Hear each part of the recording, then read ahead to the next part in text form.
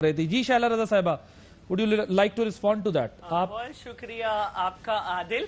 और मैं ये समझती हूँ कि फैटफ से रिलेटेड और भी जो कवानीन थे वो अपोजिशन ने पास कराए और अपनी यहाँ तक के स्पीकर के घर जाकर जो है अमेंडमेंट पेश की। इस पे एक 34 या 24 रुकनी कमेटी थी जिसमें मसले चल रहे थे। फिर हमारी सपोर्ट ये हमें इंडियन एजेंट कह दें, फतवे लगा दें, जब दलाइल नहीं होते तो ऐसे ही बात करते हैं। हमें अगर नैब पे कुछ करना होता तो नैब पे तो सुप्रीम कोर्ट ने इतना खुल के बात बता दी कि नैब क्या है, उसके कवानीन किस तरह के हैं।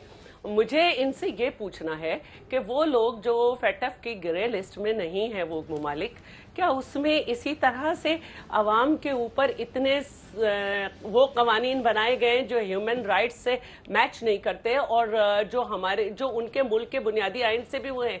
ऐसा नहीं है बीबी, ये आपके अपने इंतकामी जज्बे हैं। हम तो वो लोग हैं जो ये कहते हैं कि हम एहतसाब से नहीं घबराते, चाहे कोई 11.5 साल रखे, चाहे कुछ करो, कोड़े मारो, कुछ भी करो।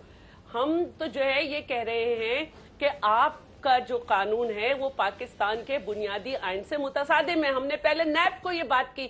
अब ये अलग बात है कि हमारी बात मुस्लिम लीग नून ने नहीं समझी और आज वो भी भुगत रहे। आज आप नहीं समझ रहे, आज आप नहीं समझ रहे हैं। और मैं ये समझती हूँ कि हमारी इस मौक़िफ़ की तायद सुप्रीम कोर्ट ने की। जो हम पे मुकदमात हैं, जो हम पे केसेस हैं, उनके लिए हम कोर्ट में मौजूद हैं। हम मुल्क से बाहर नहीं हैं। हमारे ऊपर 200 दिन से ज्यादा रेफरेंसेस हो गए हैं, वो अरेस्ट किए हुए हो गए हैं। खुर्शीद शाह साहब को, स्पीकर साहब को, जरदारी साहब 6 महीने रहे, फरियाल साहिबा 6 महीने रही, और भी लोग वो मुल्क से बाहर नहीं जा सकते। उन्होंने पहले मरहले में पासपोर्ट सबमिट कर दिया था। लेकिन क्या आपने अभी तक कुछ साबित किया? हम उसको फेस करेंगे। ये जरा स्टे एट दिस पॉइंट। जो नैब है और नैब से आगे के जितने कवानीन है, मैं समझती हूँ कि वो इंतहाई गलत है। ठीक है, बिल्कुल सही है। पहला अगर आपने यही करना था, 1 मिनट आदिल, 1 मिनट। जी जी, क्या फैटफ में ये नहीं देखा जा रहा कि पाकिस्तान में इस्लामाबाद के अंदर कैसी रैली निकली?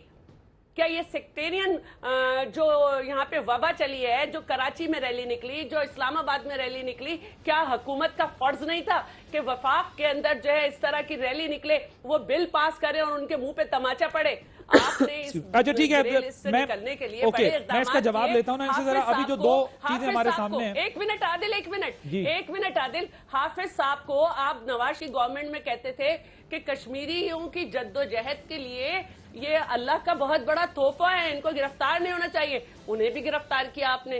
तो आप जो कर रहे हैं, तो क्या दूसरे ममालिक में ऐसा है? मैं जरा अब मैं इसी इंतकाम कर रहा है। ओके, मैं इसका जवाब लूंगा जरा जरताज गुल साहिबा से। लेकिन अभी जो शाहिद हकान साहब का मामला है, जो सिंध हाई कोर्ट में उनकी जमानत हुई है, रेफरेंस बनाने का जो मकसद था, उसमें कहा गया कि उनकी जुबान बंदी कराना जो है वो मकसद था, उनकी जुबान बंद कराना है।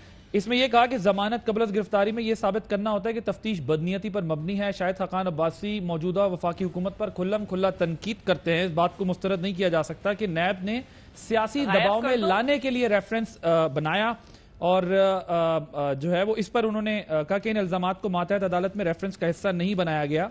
सिंध हाई कोर्ट की तरफ से जारी किए गए फैसले में कहा गया। और शाहिद अब्बासी समेत तमाम मुल्जिमान की जमानत की तौसीक करते हैं। खुर्शीद शाह साहब का भी 1 साल हो गया।